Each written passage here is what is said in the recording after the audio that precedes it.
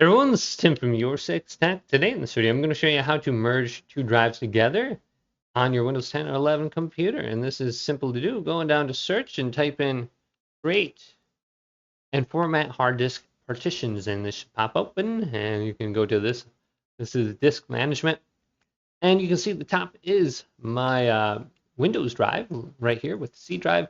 Now with disk management, we don't have the option to merge these together if we wanted. But we can do it with just any other drive. So you can see I have two drives or volumes under disk 1. What I can do is just right click on it and delete, and then delete this side as well. And this entire thing will be unallocated space now. I can just go to new simple volume and then go through this, sign a letter, go to the file system, and then go to finish. And this is going to be all one drive now. So I can format it here as well. And then go to start. And it should be one drive.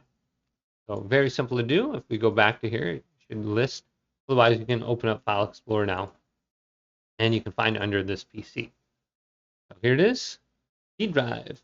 It's using up the entire disk now. So hopefully this video did indeed help you out. Leave it a big thumbs up. And subscribe to my channel down below for more checkout videos coming up next on Your 6 Tech.